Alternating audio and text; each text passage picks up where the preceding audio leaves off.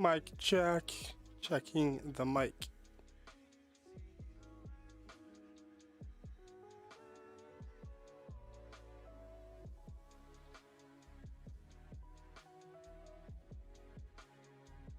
Oh, I got one more light to turn on.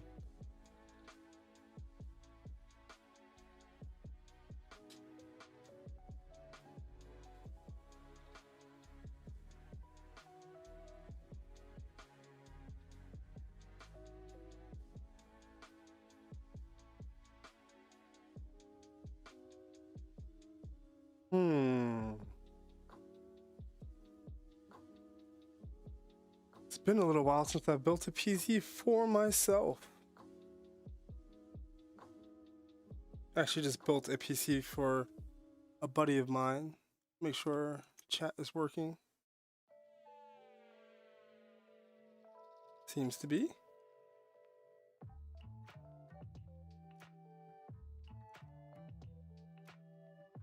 The Twitch stream is live, and I think the YouTube stream is live as well. We are green. 9% CPU usage. Gotta love that 2 PC setup. So yeah, this is going to be my new gaming PC, and I've got all the parts here except a GPU, because unfortunately it's still been a pretty big challenge to get a hold of one. But we're going to use the 1080 Ti I currently have in my Arashikage build until I'm able to get a new 3000, preferably series GPU, hopefully something like a 3080 or a 3080 Ti. I don't think a 3090 would be necessary. So in terms of the parts, we are going to be building inside of the Fractal Design Meshify C case. I've built in this actually about 3 times now. 2 of my buddies that I built PCs for have been inside of this case. Pretty easy case to work inside of. This is a tempered glass edition, and I like Fractal Design cases quite a bit. I think this will be like my 4th personal build inside of a Fractal Design case. In terms of the CPU, we have an 11700K, so not the brand new hotness of the 12 series that just came out, 12 gen that just came out. My decision on that was I picked this up well before the announcement, or the public announcement of the 12th gen, and B, I knew I would be able to get a inexpensive motherboard, and I have plenty of DD4 RAM on hand. So I knew that the 12th gen would be coming out. I knew that a lot of people were trying to get rid of CPUs that they had just bought. So a guy was actually selling this for well below retail price. And then I was also able to get a hold of a motherboard, another Asus TUF gaming motherboard. That's kind of like my go-to now. So we got plenty of RAM here to choose from. I've got a lot of the Corsair LED Vengeance. What is it? Vengeance Pro. That was previously in my editing PC, but I moved my editing PC up to 2 32 gigabyte sticks to get 64 in there. CPU cooler, Kraken X53 in white. So we've got the white and black Meshify case. PSU RM850X, kind of standard CPU in terms of PSU. For storage, we've got a few different choices. I've got some old 120 and 250 gigabyte SSDs that were in old builds, and I ended up upgrading them, but we do have 2 M.2s here. Got a PNY 480 gigabyte. I'm thinking about using that for the system drive. And then we've got a crucial 1 terabyte or 1000 gigabyte, which would probably be my main gaming drive. And then we've also got a 1400 gigabyte couple crucial 2.5 millimeter SSDs, like SATA drives. So those will probably be for recording and extra in terms of having just extra storage space. So it's kind of nice being able to pick up a 1 terabyte SSD these days. They used to cost so much. Now you can pick one up and it can be like your main drive.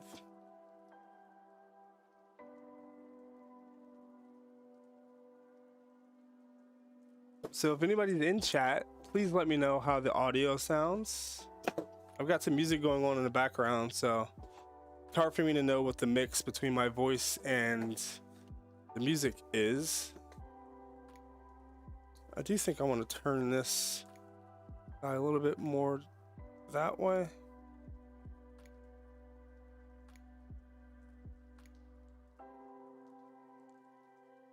We are going to start with the motherboard and the CPU and the RAM.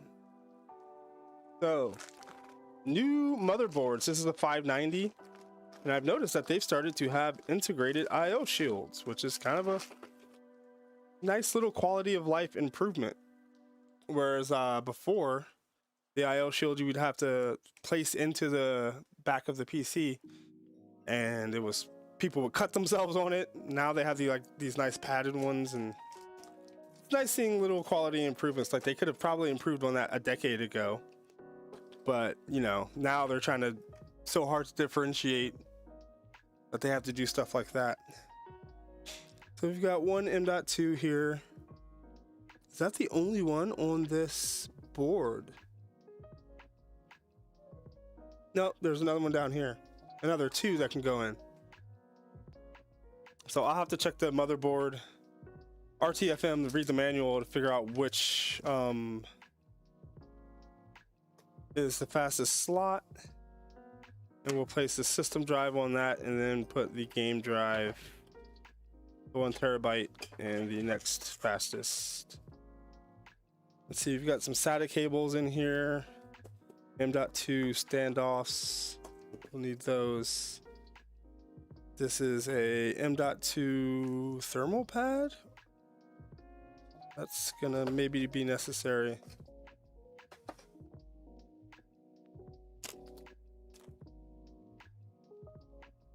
Light seems a little low.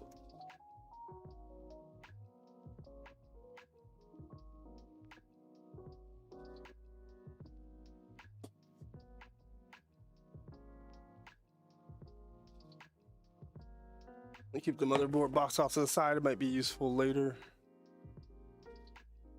It's a little harsh on the lighting.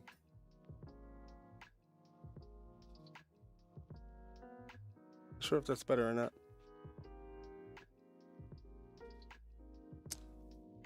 But I love building PCs. It's kind of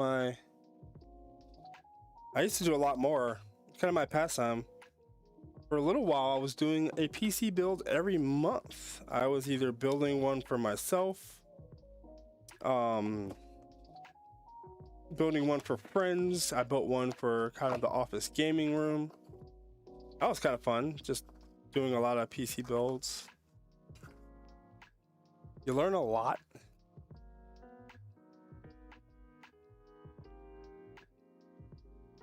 So funny to me how massive the box is for a CPU. It has no cooler, but they gotta have like a shelf presence in the store, I guess.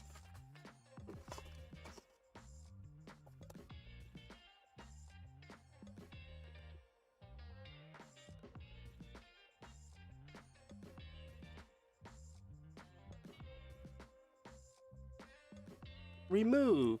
Okay, I'll remove you. Let's zoom in on this guy a little bit.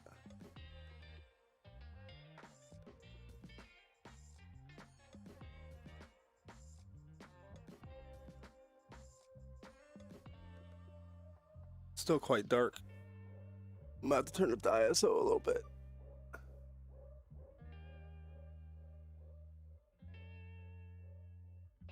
How was that?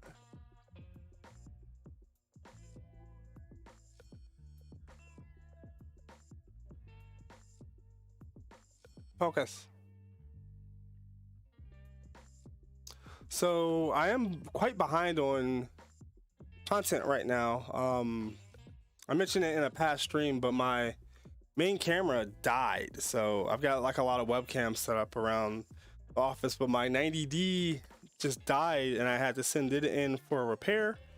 I sent it in, it came back and it started working fine for a little while. And then all of a sudden I was recording some other videos for some other like maker oriented stuff and it just wasn't recording. And I think I narrowed it down to some bad SD cards. I've got some like super fast SD cards that I try to use for recording 4K, and they're not that old, they're not new, but yeah, they just didn't seem to be holding up. So I don't know if the NAND inside of them had degraded or what. I know this is like the most nerve-wracking part, I guess, for a lot of people, is putting in the CPU, but compared to like having pins back in the day, it's super simple nowadays.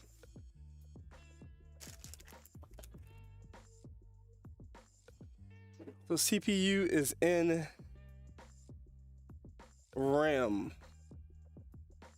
So not all of this RAM is actually from the same kit. That's kind of one of the reasons I ended up going with just the 2 sticks of larger capacity, was because I knew they would be compatible. 95, 149. So I'm trying to find 4 sticks that will be able to be used together.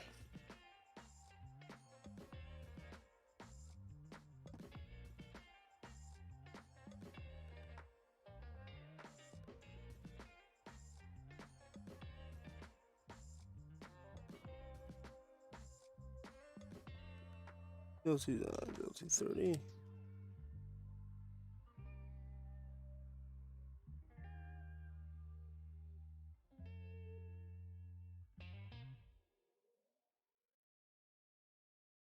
Oops.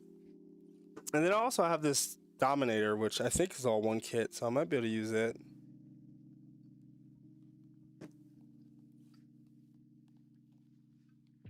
$429, $428 are same.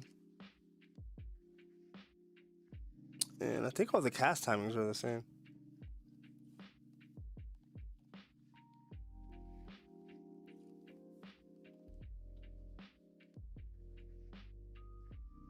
I know these 2 sticks match.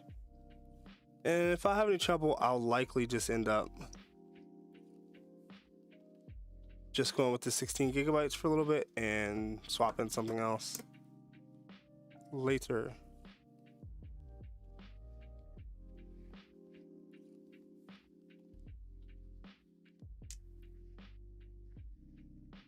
So there will be quite a bit of RGB in this build. It's not really like a huge priority for me, but it is kind of nice. If you have a theme for the build, you can customize a lot of stuff to make it look a little bit better. Now for the S.2s, let's see which S.2 slot, what the priority of them is.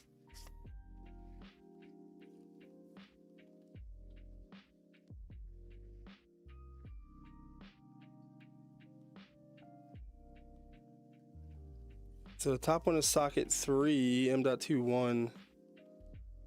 The bottom 2 are socket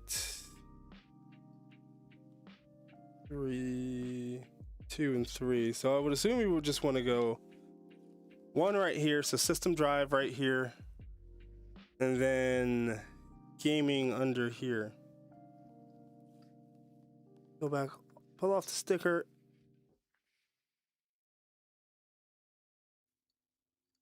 Grab my trusty screwdriver.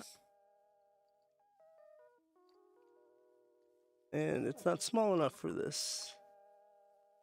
Great.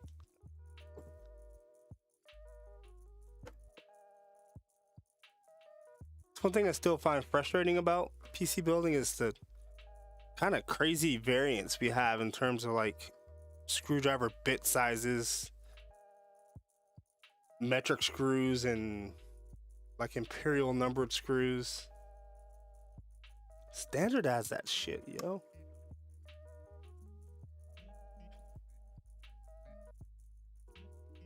Get this cover off. I'm guessing it's gonna have something to stick. Oh, these are captive screws. That's kind of nice.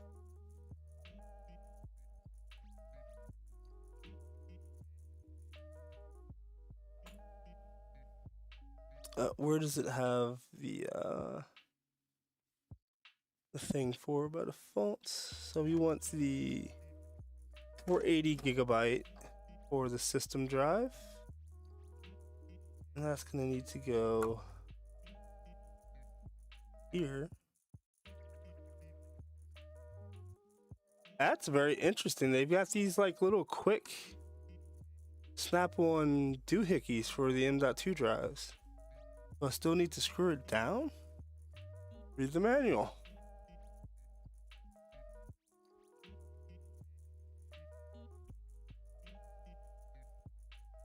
So it's almost like a toolless install for the M.2s.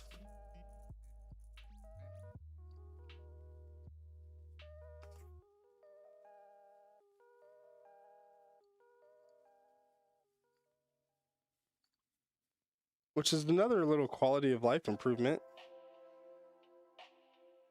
It's probably taking way too long.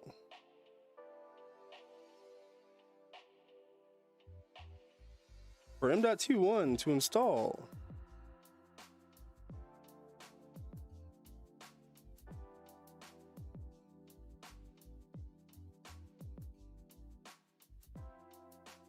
Yeah, it's a little... Asus has these little like Q things that they use. So they've got like a quick RAM install where you only have to pull down a latch on one side. They've got like, they used to have a little Q connector for the front panel IO, which I don't think they use anymore. But yeah, that's a nice little quality of life improvement, I'd say. Being able to plop it in there pretty quickly. I guess I'll use the thermal pad on the heat shield. Has anybody like Linus done actual testing on whether or not these have any impact on SSD performance? Either SSDs that come with their own heat shield or motherboards that have them.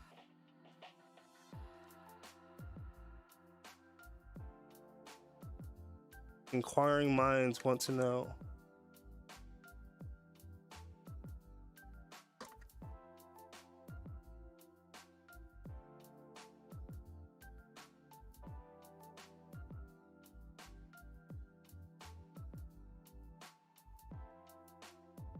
So this does have a slot for a third M.2. I might try to catch one on Black Friday. Just plop it in here. Maybe raid one of the ones I already have. So this will be the gaming storage, 1 terabyte Crucial, and it doesn't have the little Q doohickey installed. A little unusual to have it for one and not the other, so now I have to go get these tiny screws.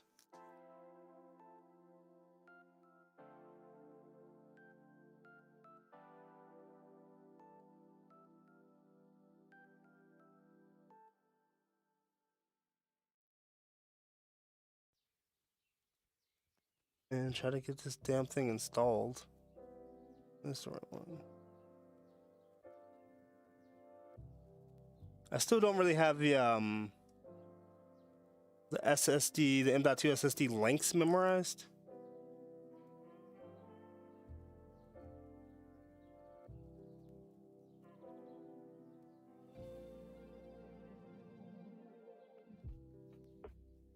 But we do have Battlefield launching early access. I guess it's available for consoles tonight, but it'll be available on PC tomorrow.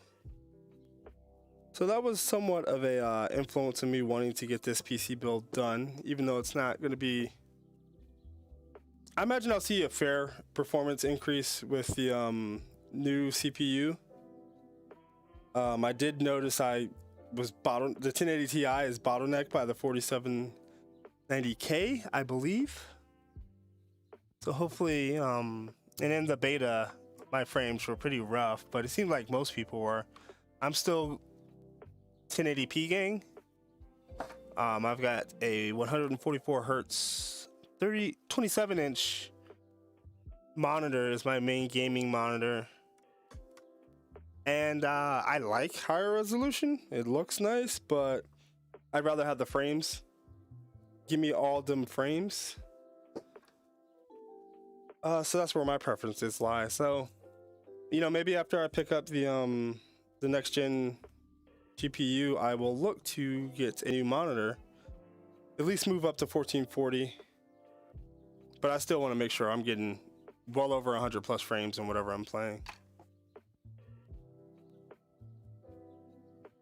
I remember I got a 144 hertz monitor,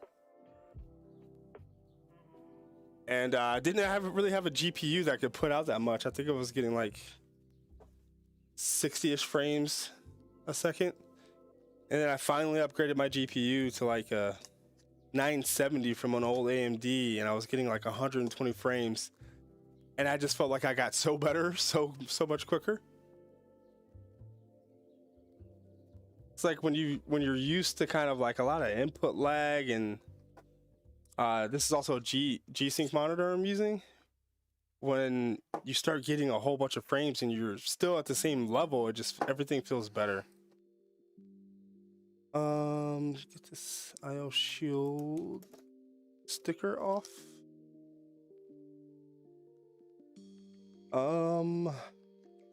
That's mainly it for the easy stuff. I guess we can maybe get the CPU cooler pre-installed. I've not used this cooler. I do have a X62 in my editing PC and streaming PC.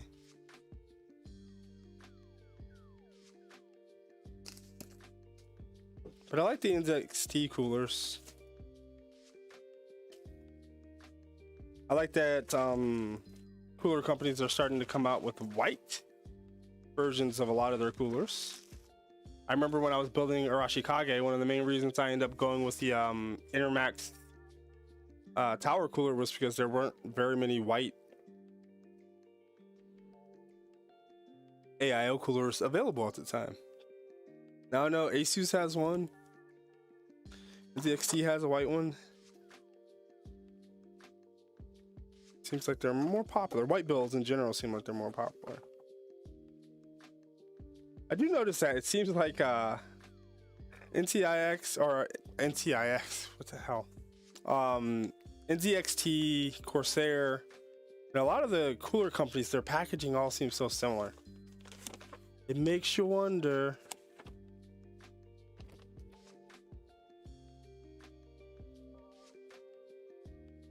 Where's my Intel stuff? This looks like I'm trying to find a national treasure. I'm pulling this thing.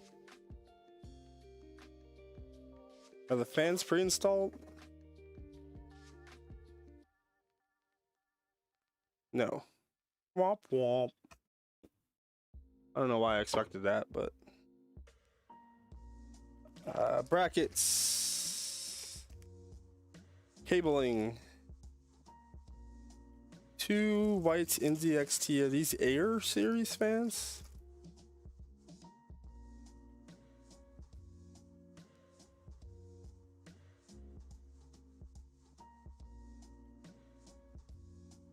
I do have a bunch of Air fans in my editing PC builds. Then we've got the actual cooler and radiator itself. I think we're gonna top mount. It does have pre-installed paste.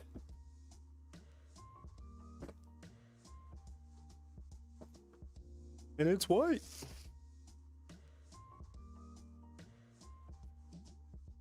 I typically just put all the stuff that comes with stuff right back into whatever box it came out of.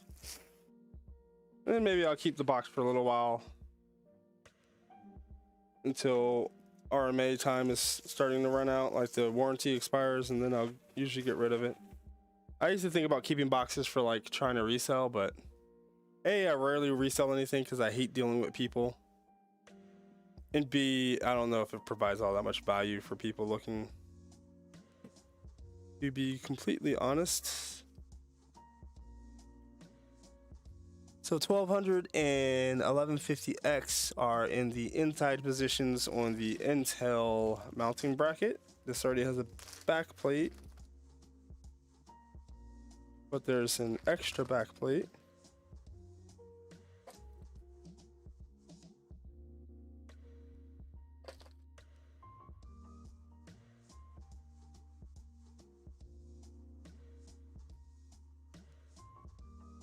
These cooler installations have gotten a little bit better.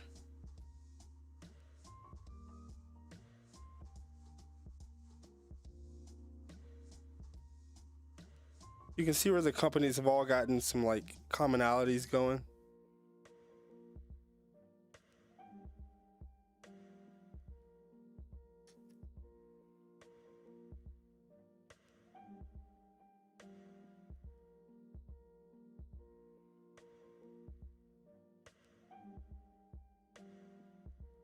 Get in your home.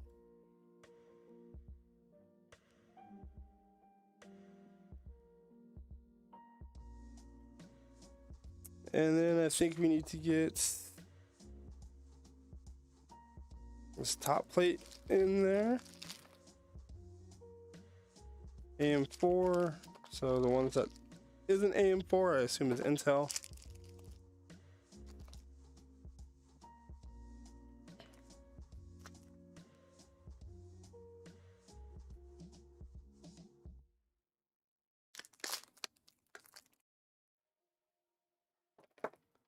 We have two sets of standoffs. What's this other hardware bag? Screws for the radiator and fans. A lot of them.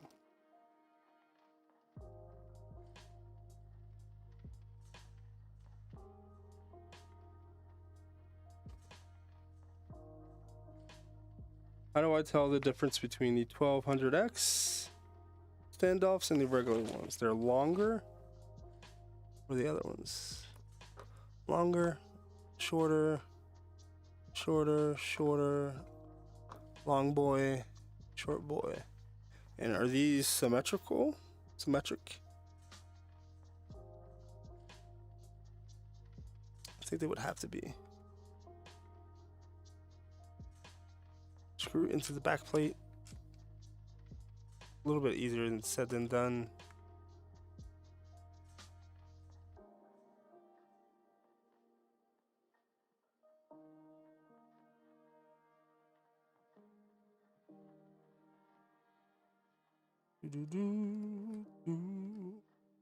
So after this PC build, and of course playing a little bit of Battlefield, we're going to get back to the CSL DD content, which you might be able to see in one of the cameras, maybe, maybe not. It is on the desk, the Fanatec CSL DD. We've also got the CSL pedals below the desk. I've gotten them hooked up, gotten the drivers installed, gotten the recommended settings dialed in from Fanatec, and I've done like, I don't know, maybe 20 minutes of driving on iRacing and another 20 minutes of driving on ACC. So the plan there is to really try to figure out and explain how to articulate the difference between the CSL DD, which is a $350 DD at the entry level, and then you can upgrade it. I think you can get the bundle for like $450 or $500. So you can get the boost kit, which is increased torque. A lot of people have already noted, a lot of reviewers already noticed that the increased torque is the way to go if you can afford it. Like, if they were the same price, you would 110,000% take the boost kit. But what's next? What's next? What's next?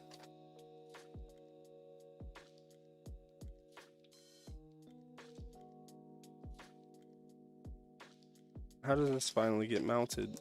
I need to know which orientation I want to put the cooler thing in.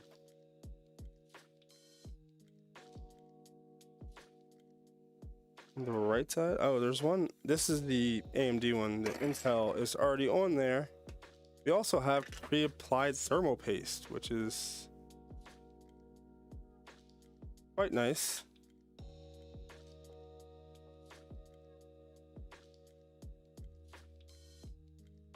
So I think we'll drop this guy on there and then just use the included thumb screws, tighten it down. Are we having RAM clearance problems? Are you joking? Is there a way to invert this boy? This little protector on there.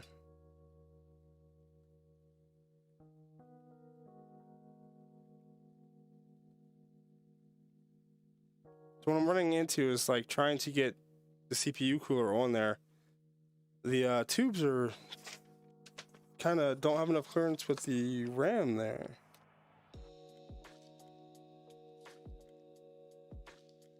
Which side is the bottom?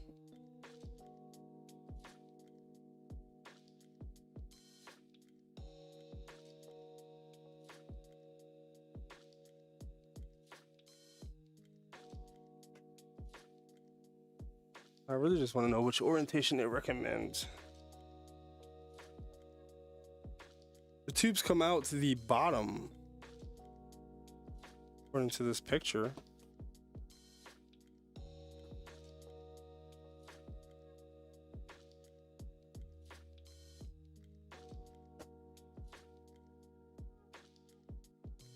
Do they just take for granted that people assume that should be the way?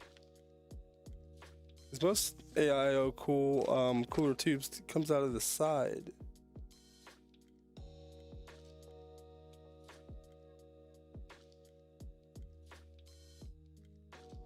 I don't know, I might have to grab my phone and look this up.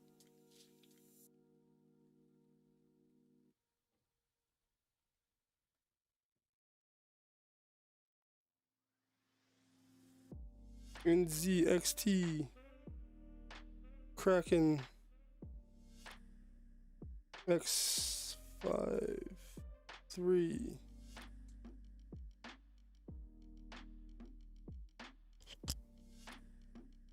Let's see it in some builds. Yeah, that has it on the bottom. That picture has it on the right side. That picture has it on the right side, but oh, you can pivot this? No. Oh, you can pivot the screen. Is that a slip ring design? How does that work? So I guess you can just put it on whichever way it will like work, and then you can pivot the screen around. I hope. But like this way, without like actually bending the RAM, I can't get it to fit. So I saw some people who, I guess you can take this off, rotate it. That's gonna move it up. We want it down.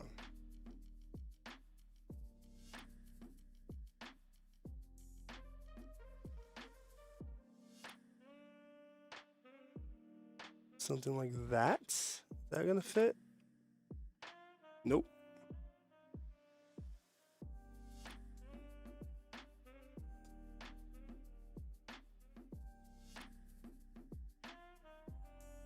So it works that way. Or I could put it on the right side. As long as the tubes don't end up covering is all I care. Like you wouldn't be able to see this damn screen since you're paying for it.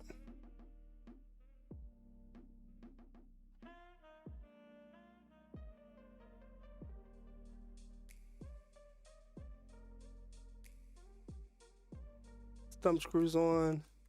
We of course must go in a X pattern to evenly distribute the thermal paste.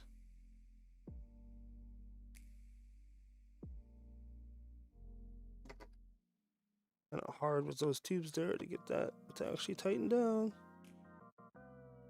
Screwdriver for the win. So I'm one who doesn't mind using quote unquote power tools or electric tools like a screwdriver when building a PC, because I'm not an idiot, I feel like. Knock on wood, hopefully I don't mess this build up anyhow, but my main thing is you can tell when a screw is getting towards the end of its thread, and then you just don't over tighten it, you know?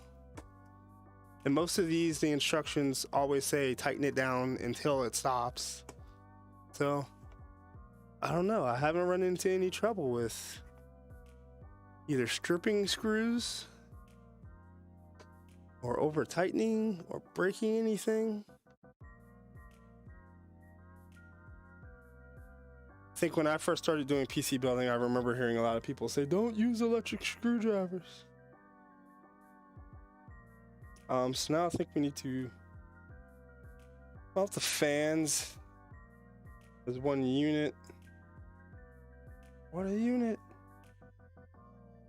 And we'll want it, the plugs towards the back so they're not obvious. So like this.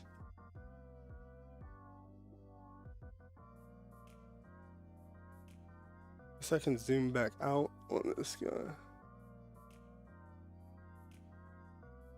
Hope it's in focus.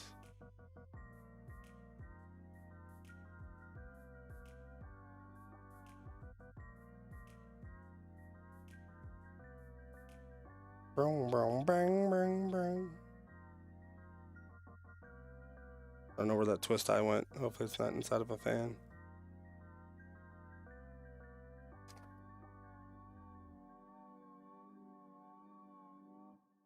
So those are going to go in like that. And we've got all of this hardware for the fans and the cooler to the actual case.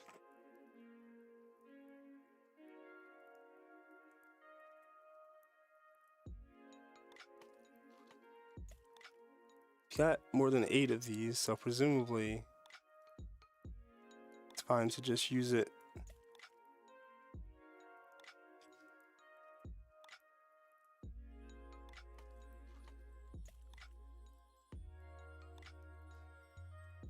Let's get it started.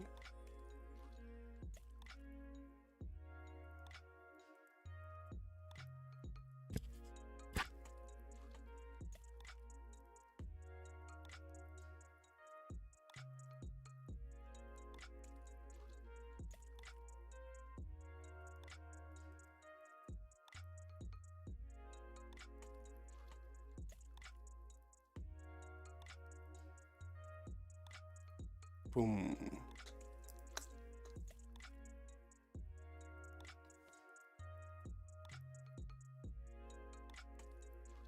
So I prefer to get as much stuff ready outside of the case, because especially with smaller cases, but really any case in my giant hands, I find it hard to manage to do anything inside of most cases. So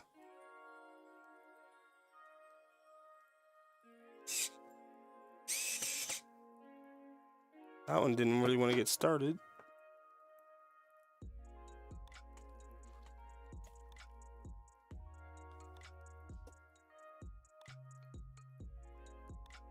I also tend to do a check for post outside of the case. We might do that here.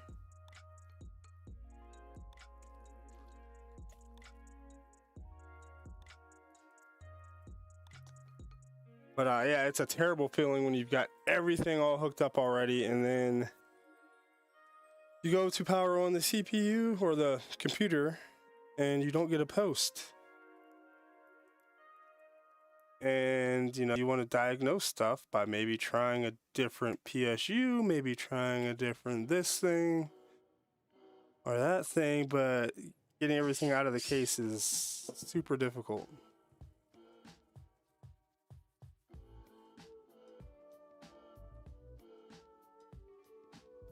So I like to think I have method to my madness, some logic, but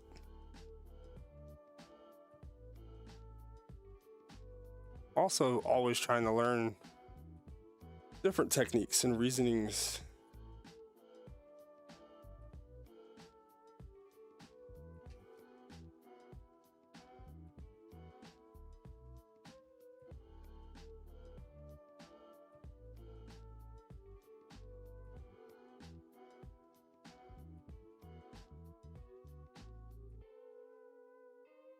So after we get this all set up, I might do a little bit more of the cabling set up for these fans, and then after that, to start on the case prep.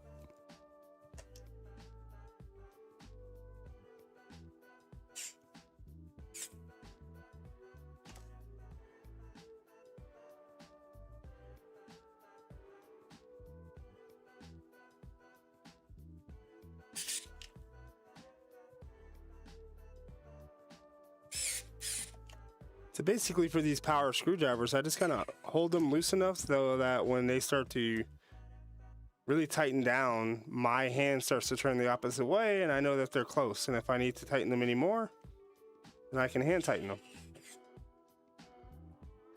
Doesn't seem all that complicated. I know, like, some system integrators have like fancy, like, if not pneumatics, then electric power tools, and they have like clutches on them, so they'll tighten things down to specific torque ratings and stuff. They also have clutches on them so that they won't over tighten, but I've just never had much problem. Let's get all the extraneous CPU cooler stuff back into there.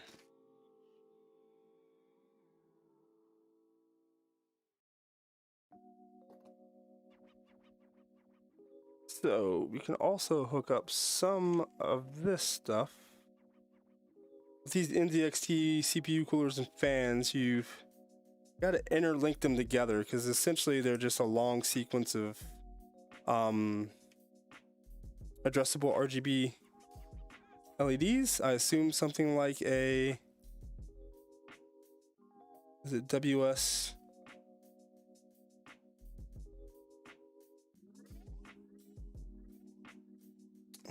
Why this is like almost too short, like the wrapper.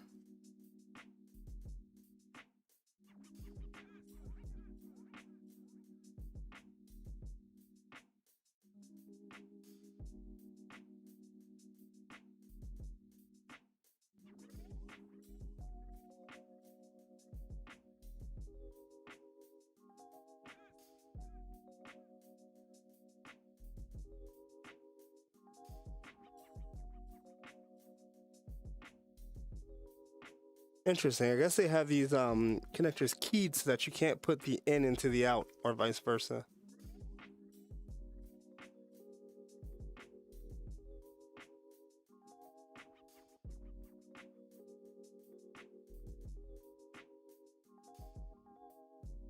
Looks like we've got a fan splitter.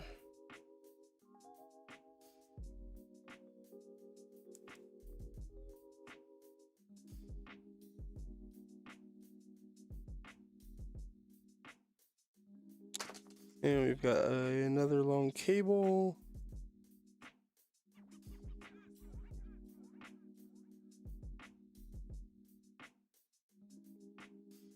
I assume this goes into the in of the first one.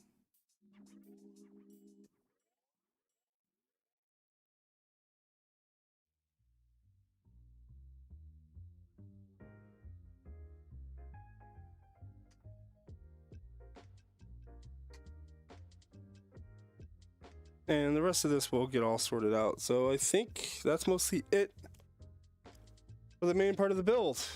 Like adult Lego, it's fairly straightforward. Should we do a power on self-test outside of the case? He thinks yes.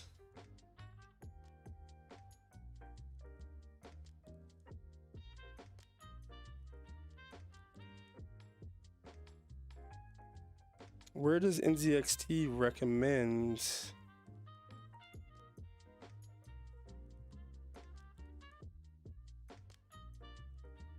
So this has a bunch of cables.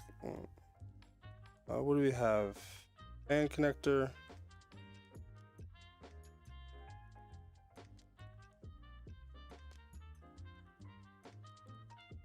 SATA power.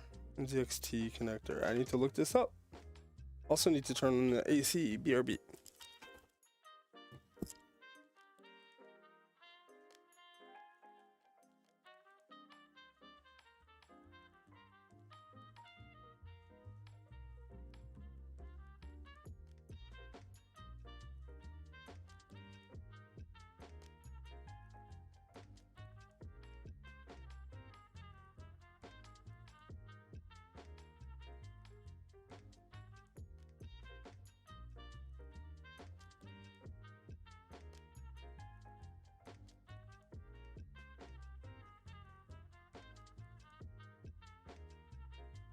So these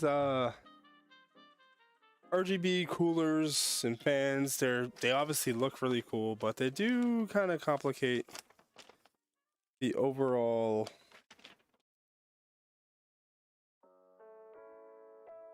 or they do increase the overall complexity of doing all of this stuff.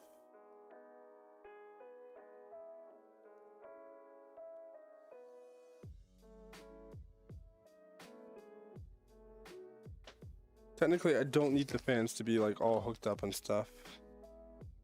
In terms of the RGB.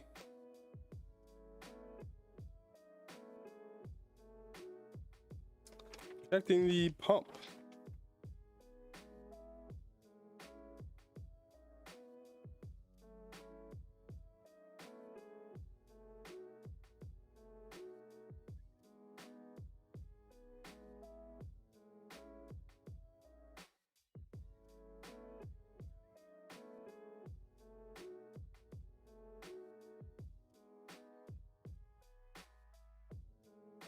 Just got a text from my friend.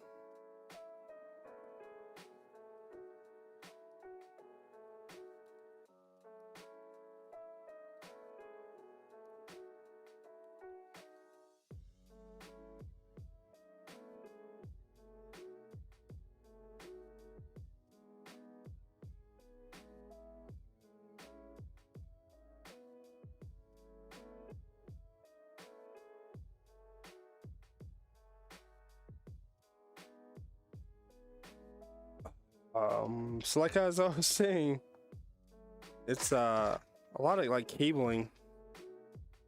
You get these things going.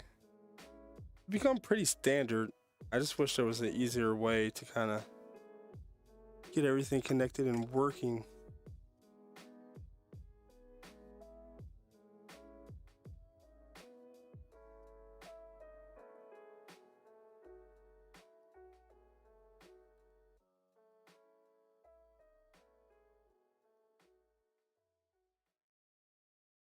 So here's a problem I did not predict.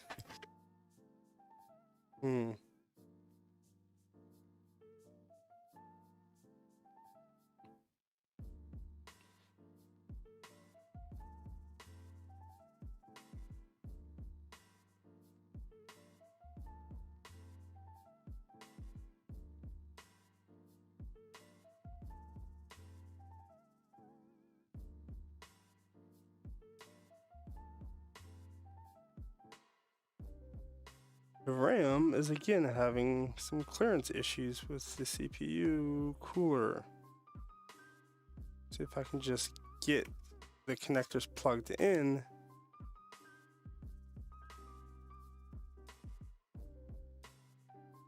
For the RAM.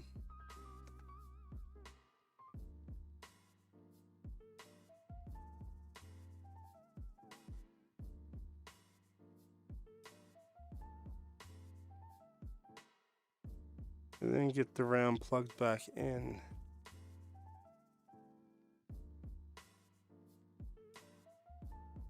Is that going to be enough space? I think it is.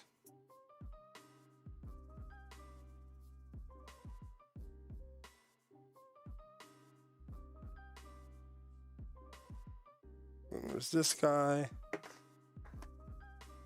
I can't see which direction it's supposed to go.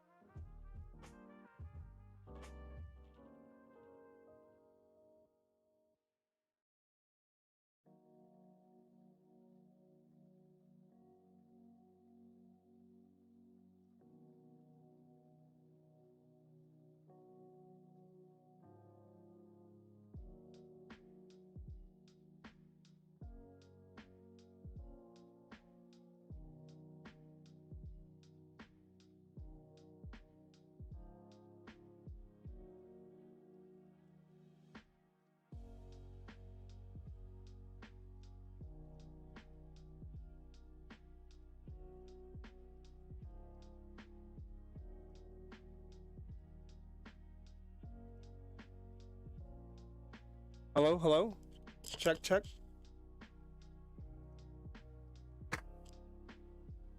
I've got this wireless mic. I hope it's not dying, because then I'm gonna have to tether myself. Can you guys hear me now?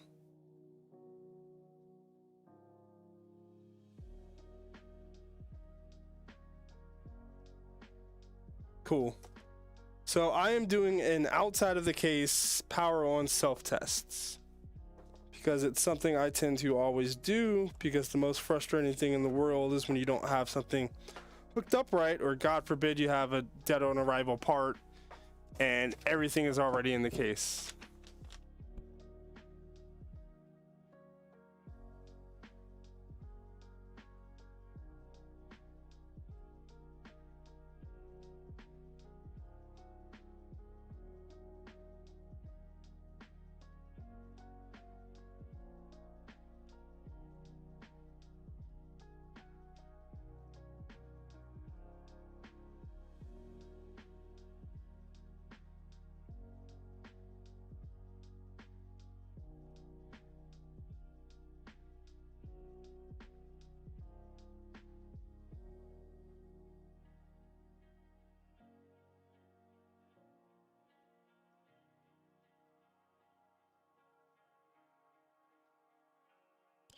Mic check, mic check.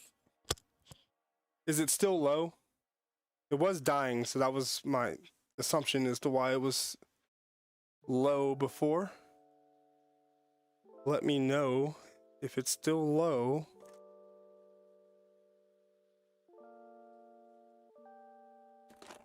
What's the great idea? The wireless mic?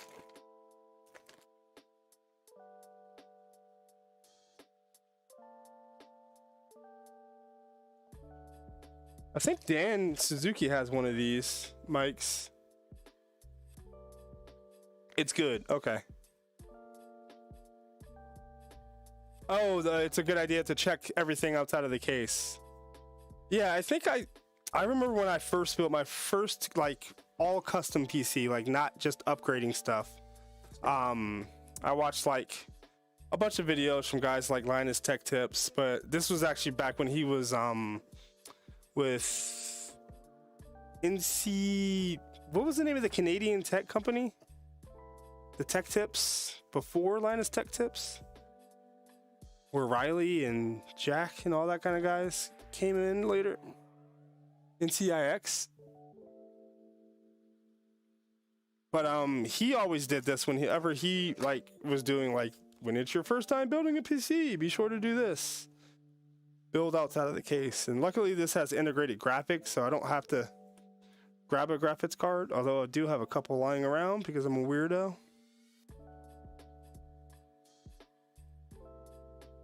No worries, JD.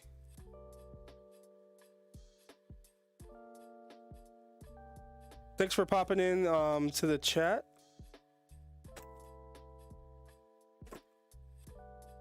So I do like fully modular power supplies because you can not have a bunch of extra cabling that you have to stuff away somewhere.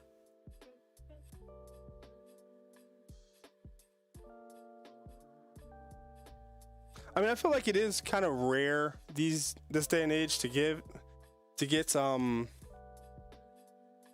I won't say it's rare to get bad components. You always see stories on like Reddit where somebody had to RMA something. I've had to RMA a few parts, but just like mostly SSDs. Never anything major, luckily, knock on wood.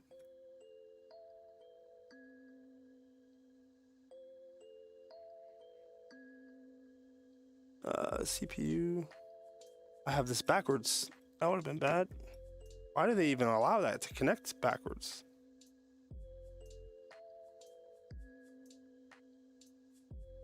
Seems kind of silly. Yeah, modular PSUs are really nice, so you don't have to have like tons of extra cabling. I need to bring up the Twitch chat on this computer so that I can see you guys more easily.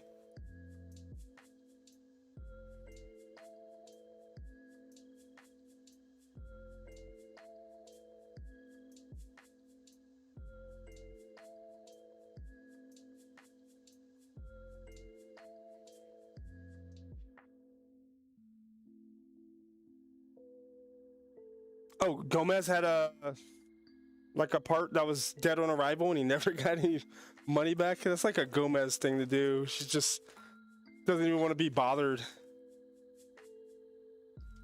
Also, like a Gomez thing to do is ordering a whole pre-built PC just to get the GPU out of it. Just Gomez things.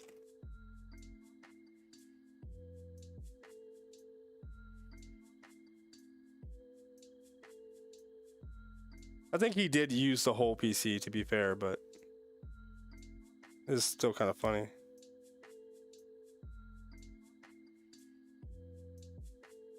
So I guess this motherboard requires 2 CPU power pins. Wow. Is she hungry?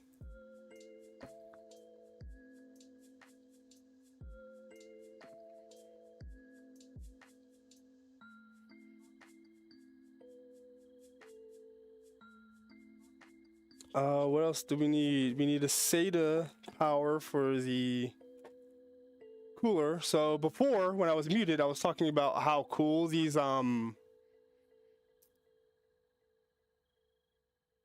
yeah, his GPU is what was bad. But these like RGB fans and coolers with screens on them and stuff, they're really cool. It can really make a theme of a build like come together. But they add so much more like cable management and stuff. It's almost like a damn, I don't want to even have to deal with that stuff.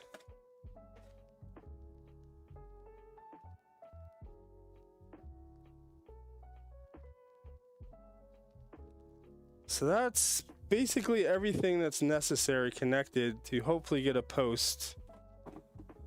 I need to power on the CPU. Oh, I'm sorry, the PSU. Get it plugged in somewhere.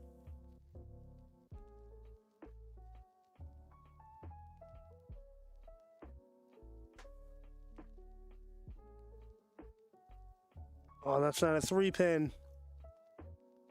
Where can I get this plugged into?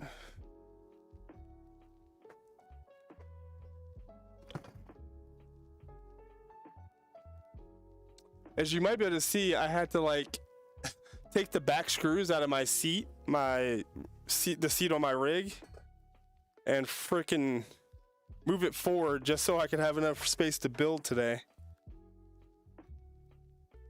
First world problems. I don't have any power close enough. Crap.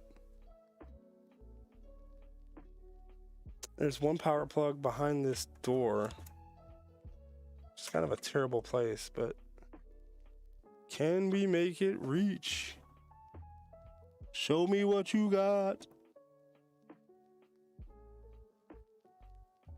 That is suboptimal, but... And I have to get a monitor. I'll be right back. Yeah. It is exactly like hanging Christmas lights. What's up, Blackout? I'm building a new PC somewhat in preparation for Battlefield. It's going to be new except for the GPU because I still haven't gotten my hands on a 3000 series GPU. So I was playing the Battlefield beta and I had a 11700K, which I got for $250. So it's not the new hotness, but I was willing to take that deal. And then the motherboard was $150, so I got an 11700K plus motherboard for like $400. So pretty excited about that. Sorry about the timeout. I don't really have the Streamlabs thing set up. What's up, Remix? I did see the Fanatec Pedals. They were at the Sim Expo in Germany. I'm gonna go grab a monitor. I will be right back.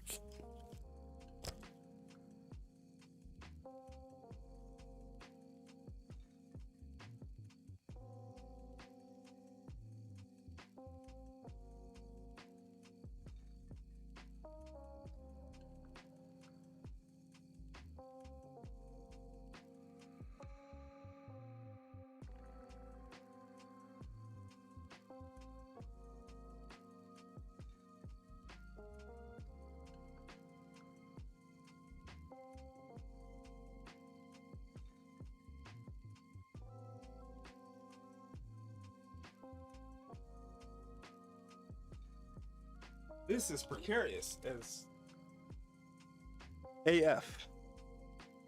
Try not to cuss this so much, but you know, sometimes it's just like fuck it.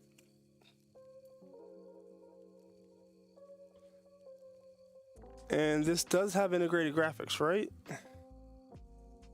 But yeah, so I was playing the Battlefield beta, and I've got a 4790K and 1080 Ti, and I definitely noticed that the 4790K was slammed at 100%, like the whole time. So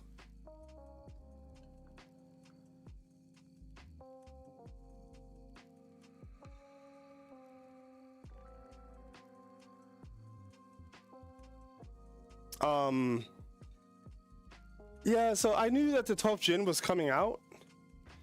I didn't know when, and then all of a sudden, like after pretty much like 2 weeks after I bought this, the embargo dropped, and then everybody's reviews came out, and they were like, you know, the 12600K seems like a beast and a really good price to performance ratio. So I think we're ready to try. And where's the power? Power LED, power switch. All these random ass cables.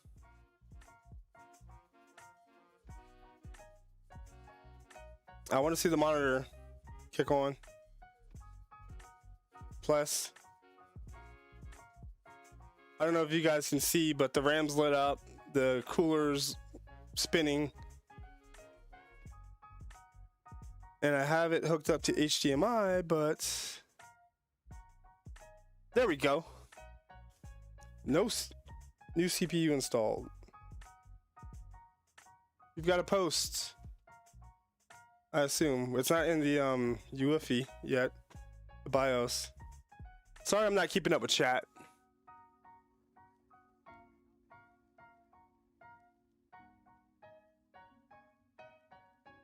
DDR5, that's... Aren't there some 12th gen motherboards that can work with DDR4? I need a keyboard, of course.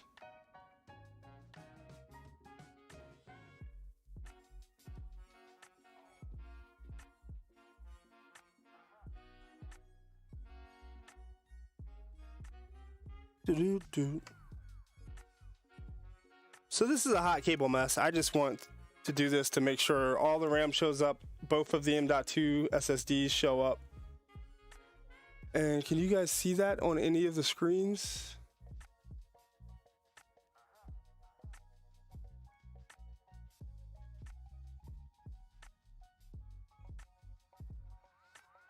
So we have posts.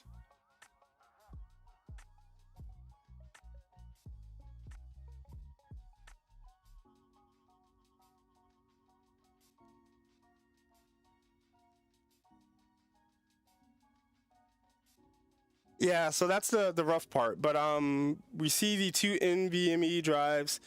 We see all 4 sticks of 8GB RAM. We see the CPU fan is controlling the pump on the NZXT cooler. And then the fans are spinning. So that's everything I like to check personally. If I had a GPU, I could plug the GPU in right now. I do have a GPU, but it's in the other machine. But I have no reason to expect right now that the GPU won't work. So it looks like we're getting 23 degrees C at idle in the BIOS. So that all seems cool to me. That's what I tend to look for. XMP check. Yeah.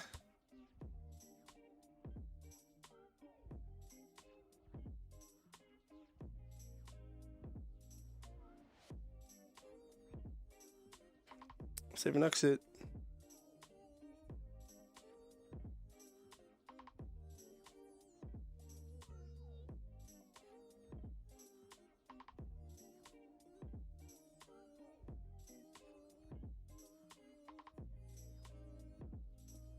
So I saw you mention something about the DDR5. What's the deal with DDR5 is, are people finding that, I heard something that like slow DDR5 isn't better than fast DDR4, so a lot of people are kind of meh on it.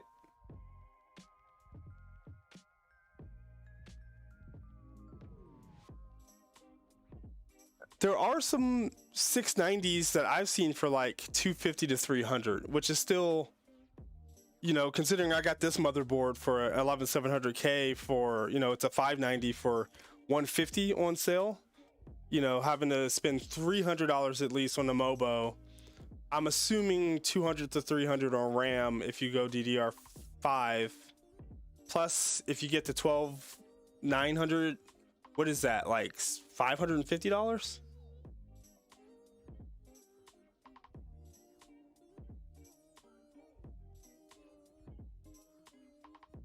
In terms of the 12900, all those specs that showed like the crazy high temperatures and TDP, that was when it was doing like maximum, like all cores going, right? That wasn't a gaming load from what I saw.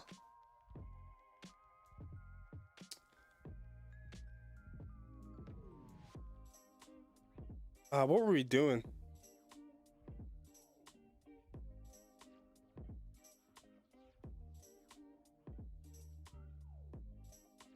I think we're ready to start doing case prep, because I did see a lot of people like scoffing at the ridiculous power consumption, but like it wasn't a typical, it didn't seem like it was for, it was like people running Cinebench, you know, like you're not going to be running Cinebench while you're gaming.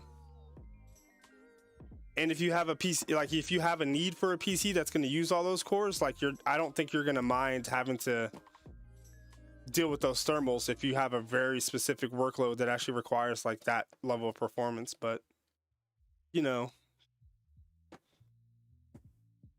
the PC, just like in sim racing and PC building, everybody wants to kind of defend their purchase. So if something comes out that kind of threatens their idea of I bought the best thing, then they start to get super defensive, is what I find. It happened when AMD started to take over from Intel, and it could be happening now.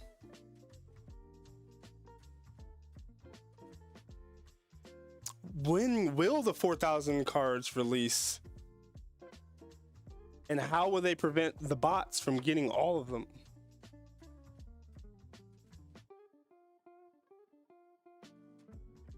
That is a good question. Since I'm holding off on the GPU for now, should I wait out for the 4000 series?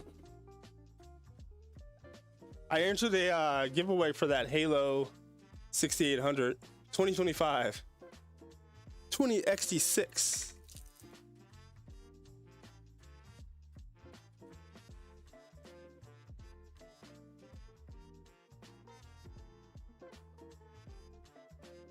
So I don't know if you guys saw, I mentioned in the beginning of the stream, we are building in the Fractal Design Meshify.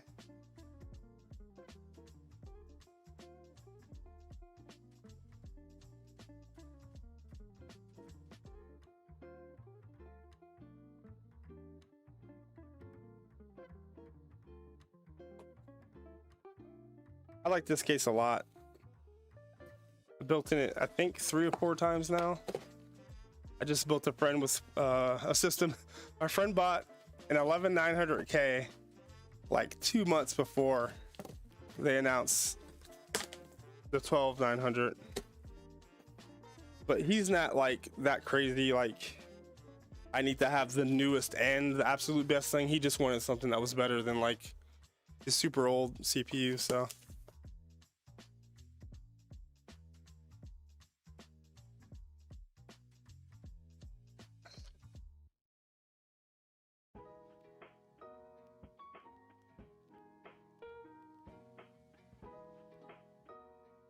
What?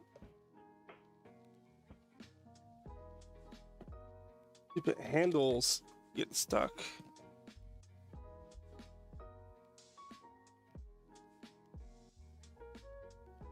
I do always find it funny when you watch people like making content on building PCs and they can't get the damn case out of the box.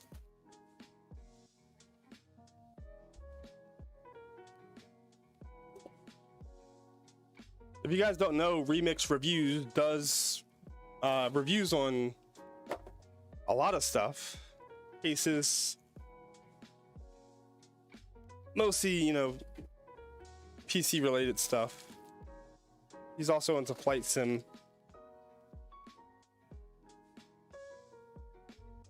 So we do have the Meshify C, and it is the tempered version, tempered glass.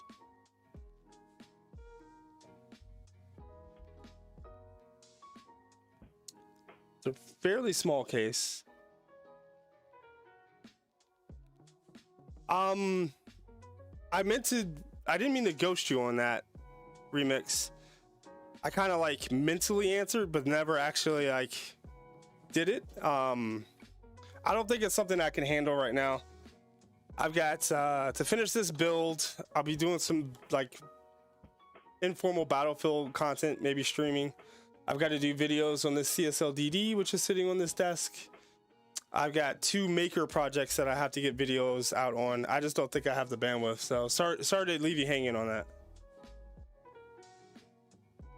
So how can we get all this crap jammed back inside of the case?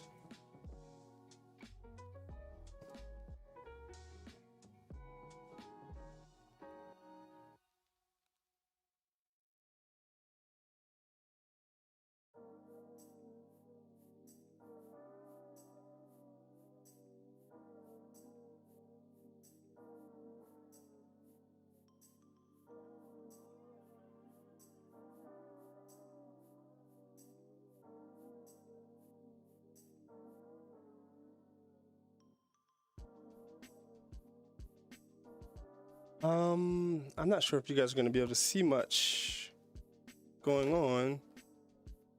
Do we have pre-installed standoffs? No, we do not. Come on. What year is it?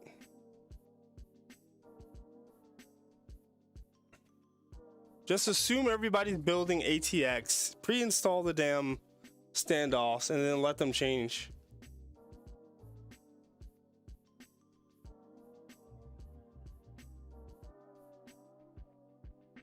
Try to post a link. I don't know what Streamlabs is going to do, honestly, but feel free to, Remix.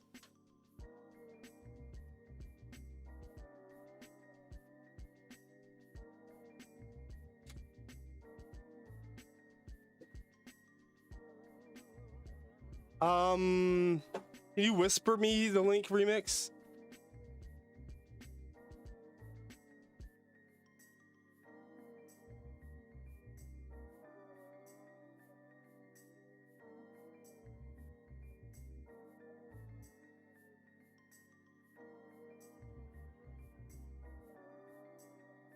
Or you know what? Boom.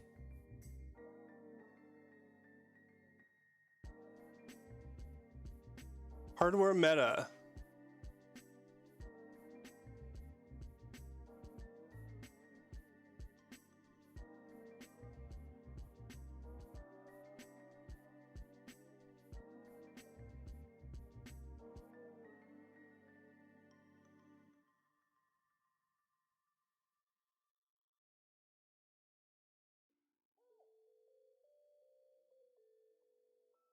So what do you think, Remix? Pre-installed standoffs for the most common type of motherboard. If it's presumably not costing a manufacturer that much to do, I say go ahead and do it. I feel like there was a trend for a little while where that was the case.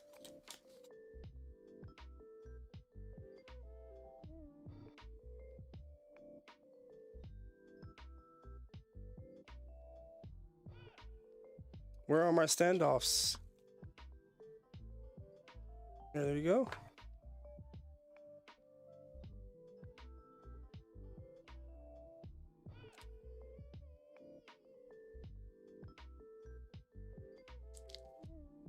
See if I can remember where all the ATX stuff goes.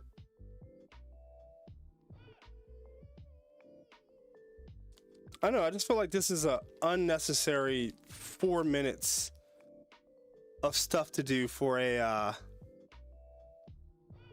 for somebody trying to build their PC.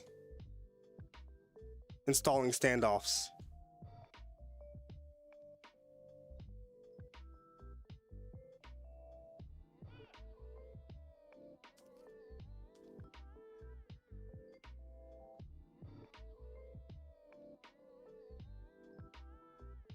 At least enough for MATX, and then you can put in the few more that you need.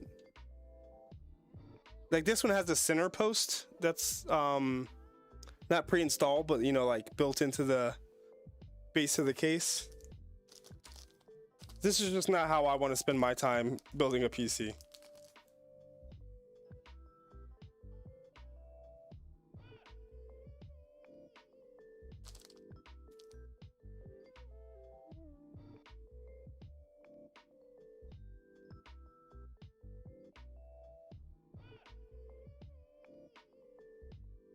I was saying earlier, I do like that motherboard manufacturers are starting to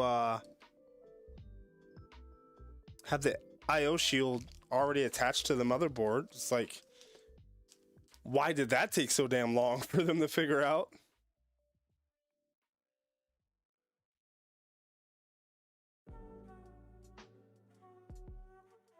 But at this point in the PC build for me, it's kind of like nice because I already know it posted. I already know everything works, and now I can just kind of coast and concentrate on cable management. There is a little bit of still stress around just trying to get everything fit into the case, but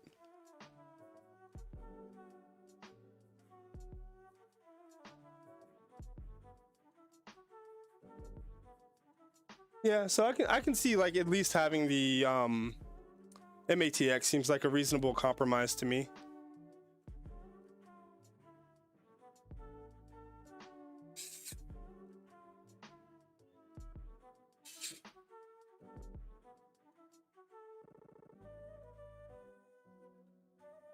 I might be able to adjust the camera so that you guys can see a little bit more into the case in a second.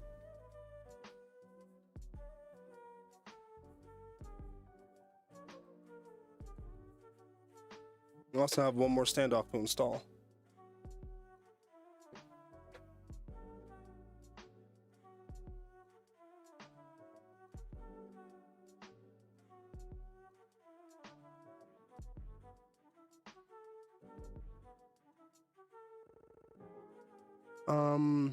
What else?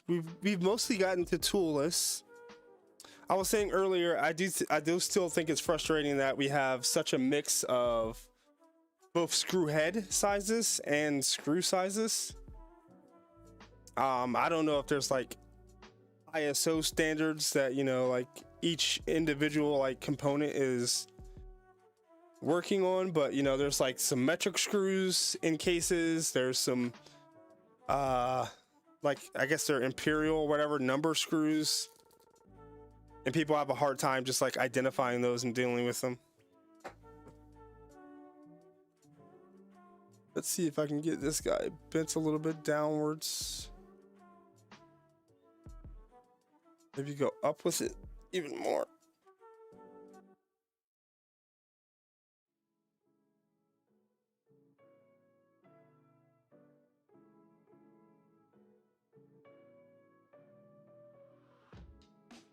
So that's not the main view, but hopefully get enough coverage with the areas.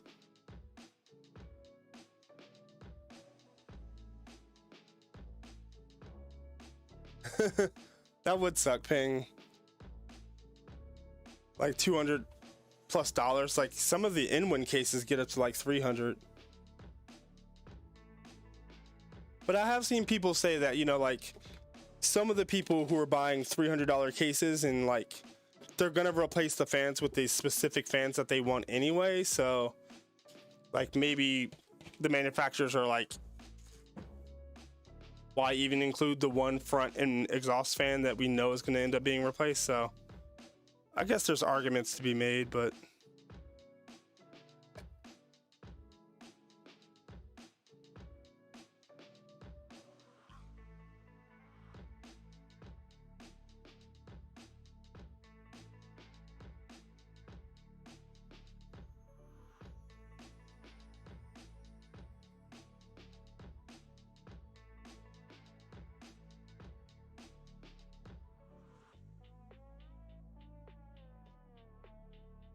So now to try to remember which specific type of screw are the motherboard. I think these are for drives. These are for the motherboard.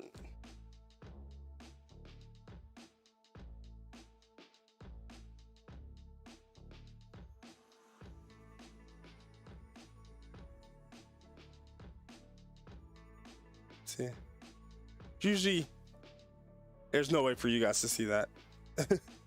Pretty sure I have the right type of screw.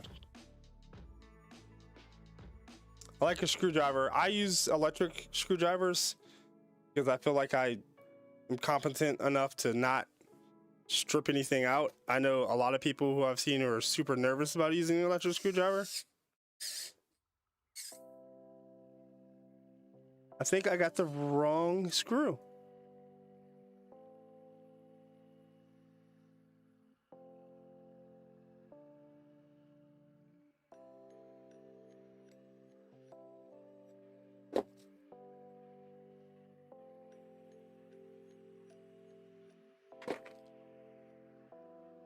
What are these standoffs for?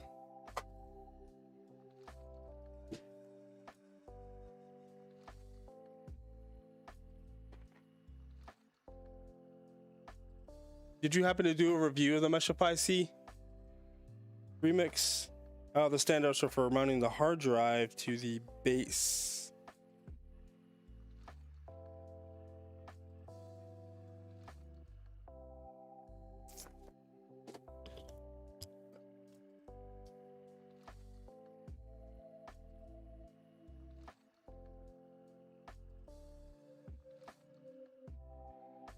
Maniac Geek. How did it rate for you guys?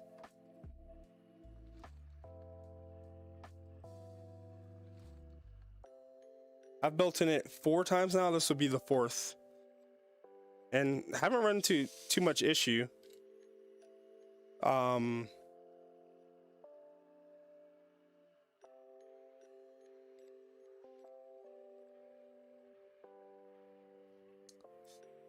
Trying to think. One, I had one of those giant, no, 2 of the builds had those giant NZXT coolers, and there was a little bit of concern about clearance, but like ended up being able to make everything work.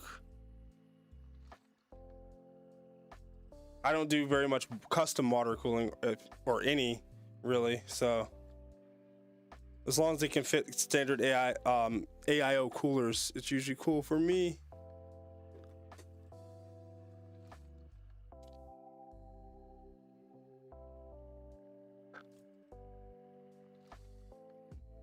Yeah, and one thing I've noticed is do you just remember when like every case used to have options for like mounting 35 drives in them? And I don't know, I kind of associate it with M.2 becoming, you know, a lot more common to the point where motherboards have like even like a B, you know, motherboard for Intel has like at least 2 M.2 slots, I feel like.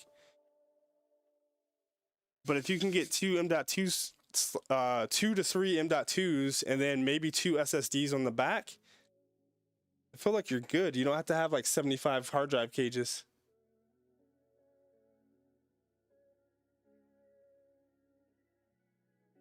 Arctic? They're close to me, like in geography.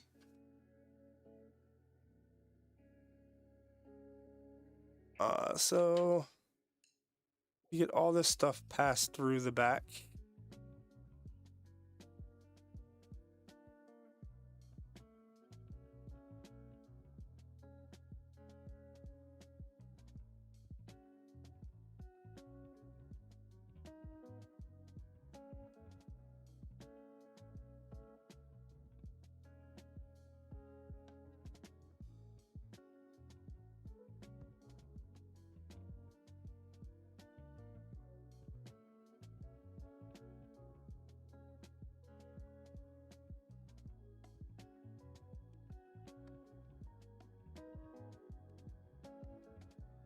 I'm already thinking about cable management.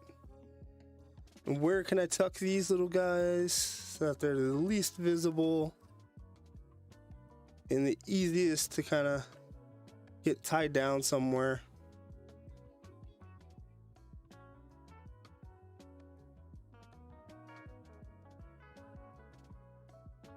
I mean, that's like 80% of the build from now on out is just cable management.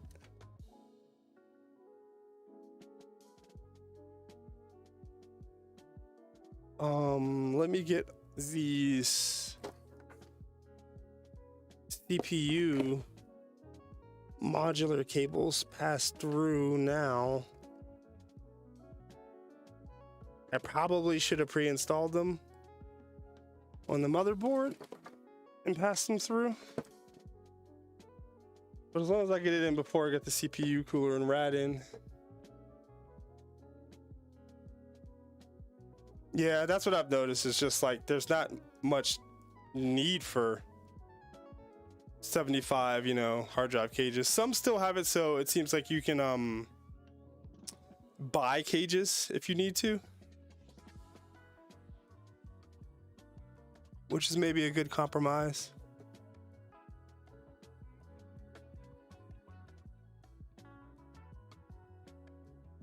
This goes through.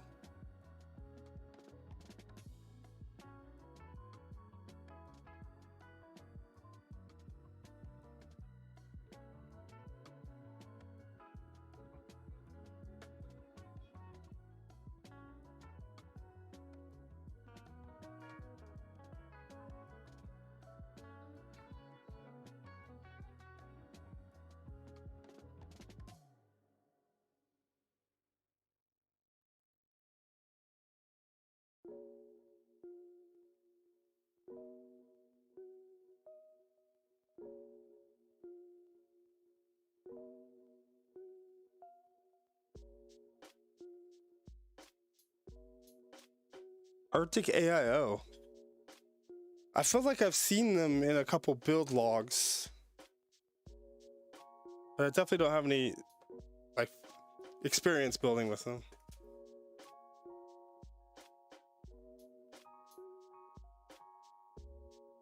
This second CPU, these match.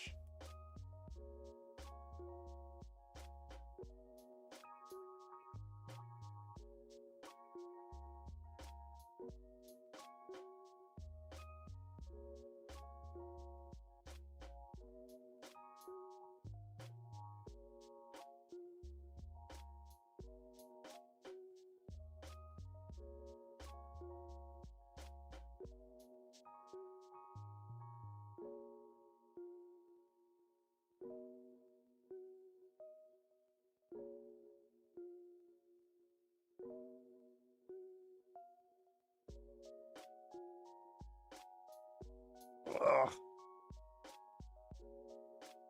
Passing CPU power cables through the grommets at the top of a case is one of the worst parts of building a PC.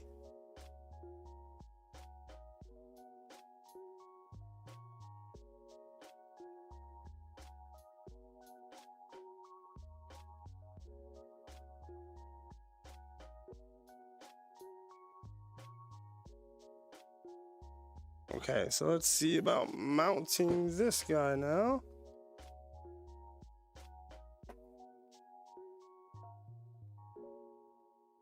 We have to get all the cables passed through. My mod mic is flipping out, literally.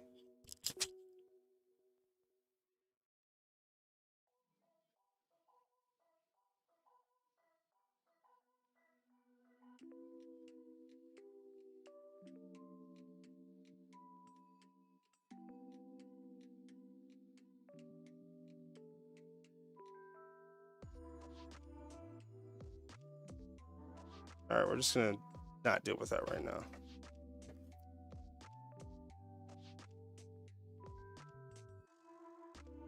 And I think we have a clearance issue with the RAM.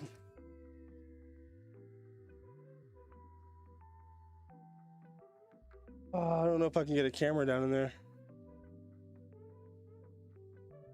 Thanks, Remix. But right now the Corsair Platinum RAM, or not Platinum, Vengeance RGB, making it a little difficult to get the CPU cooler out. So I can pull out the RAM and see if it'll fit, and then try to get the RAM back in.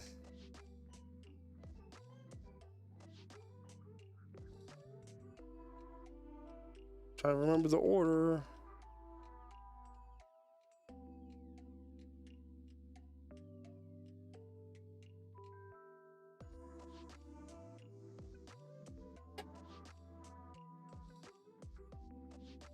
If I can get it in and then have enough, that's not enough room. So I guess I will be front mounting.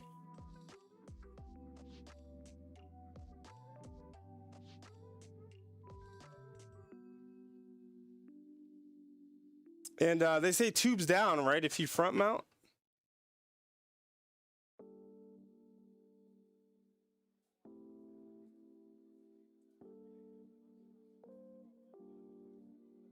Well, let me just double check and make sure. I prefer top mounting. That's just how I aesthetically like things. Not really like based on performance, just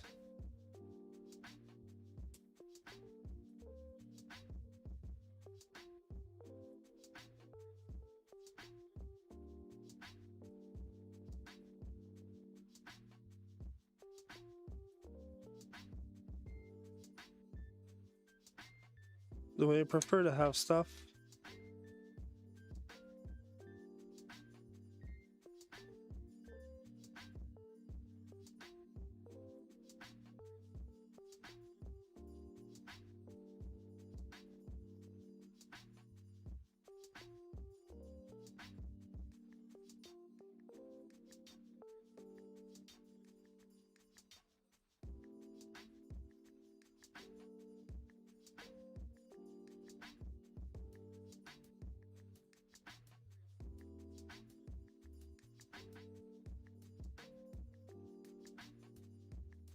And my screwdriver.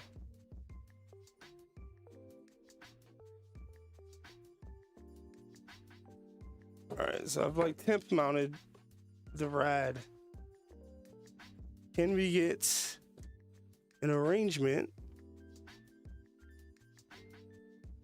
such that I can actually get the RAM back in? It's also very tight for cable managing up here.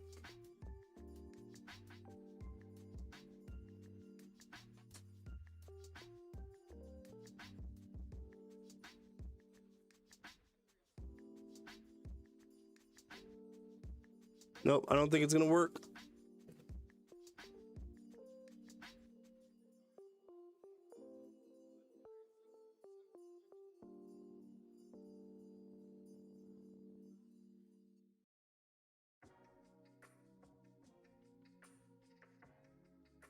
So I think we have to front mount.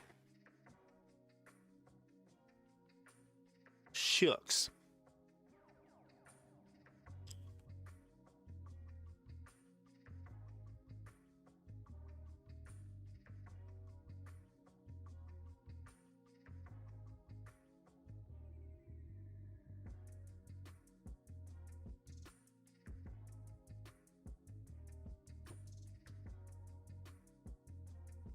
Leave this front fan out. What time are we at? 11 o'clock. Also, where's my phone?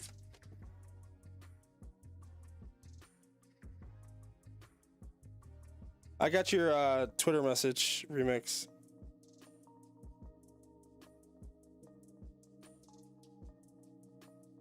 Thank you.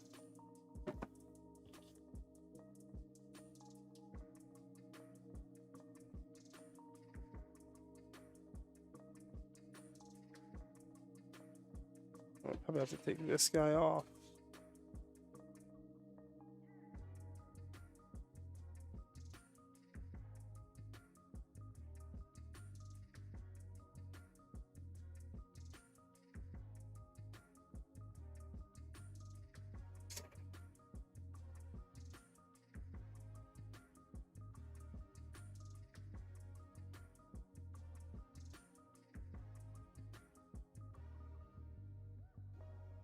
How do you feel about push versus pull in terms of fans?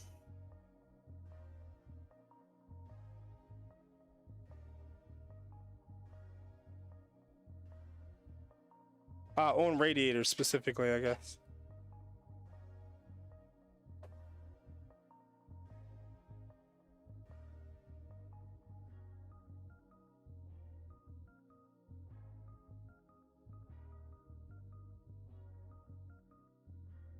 I recall seeing a few different people explore it, and I think I remember seeing, like, you know, maybe it can make 2 to 3 degrees difference. 2 degrees to 2 or 3 degrees Celsius.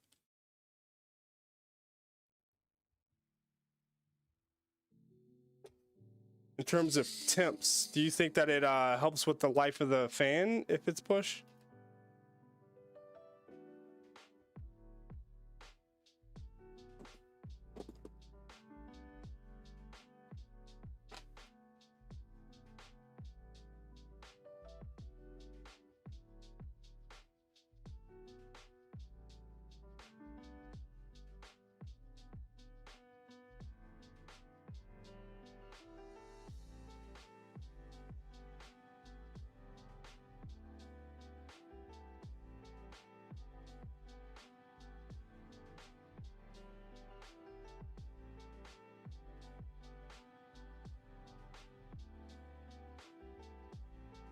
That's the 240.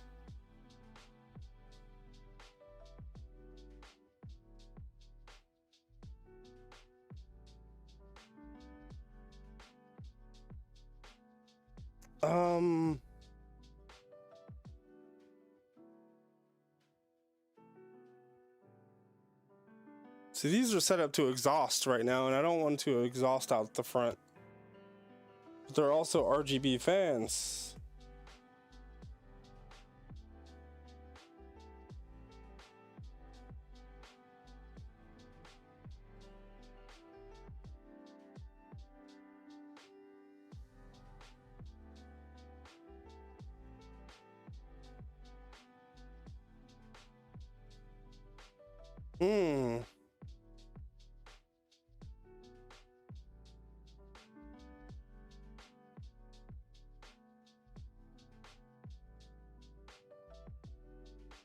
Not sure what I want to do here.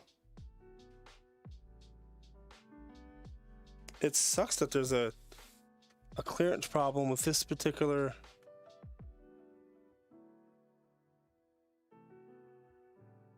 radiator.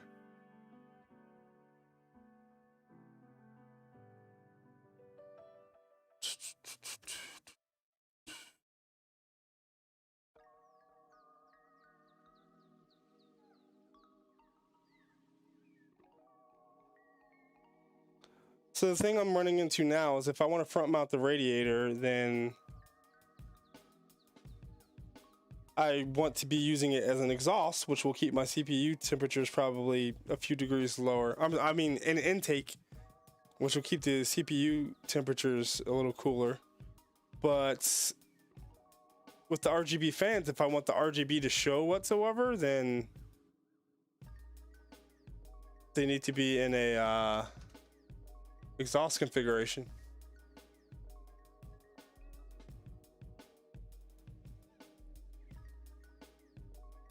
Yeah, but then the RGB is wasted. I guess maybe you could see the filter in the front. I mean, I would have to do that. There's no sense in keeping them as exhaust in the front of the build.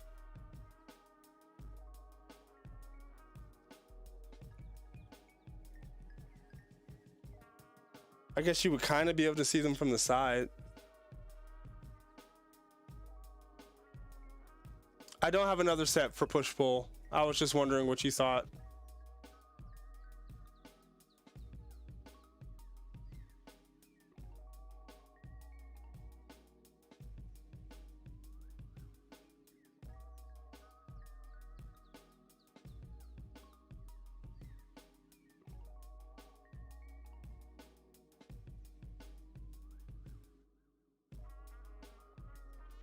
So a couple of other people have noticed the clearance issues that I'm seeing.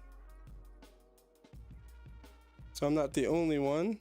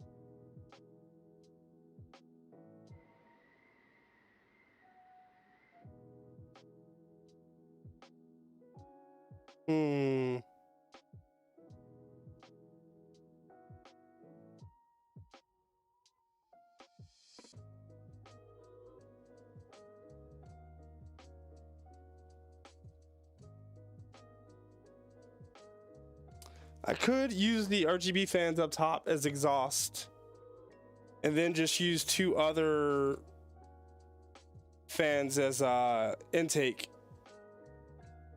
and push.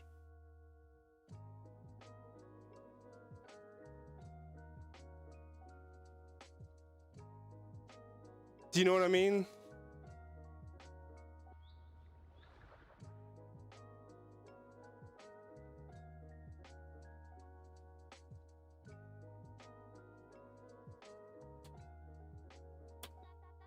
If I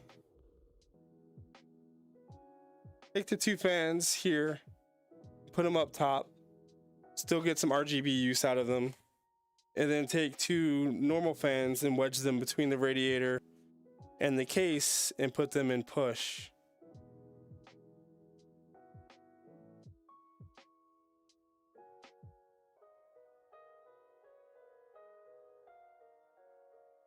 Oh, I have other fans, but I didn't plan on using them for push-pull, is what I meant, sorry. And they're also not white, but I guess I could do black and it be a little contrasty.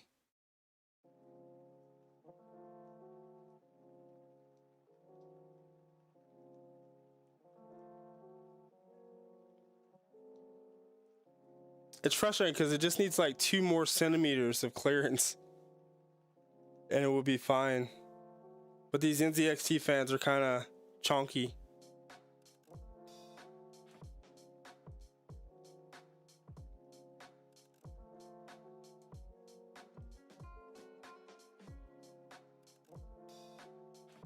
Yeah, it's got the panda piano kind of theme going. Piano black and white.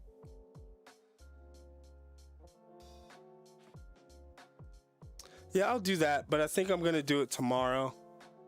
So I'm actually gonna sign off. I need to get some sleep. I've only been getting like 4 hours of sleep and I was sick like almost all of last week. And that's what another reason I'm kind of behind on content. Still kept going to the gym like an idiot, but I just had a lot of like upper respiratory stuff going on. So I'm gonna call it a night. Thank you everyone who tuned in. We know the PC works. It's just a matter of figuring out case configuration, which I'll probably do what we were just talking about, me and Remix. So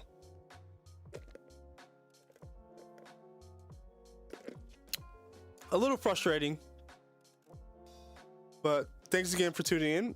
I'll see you guys later.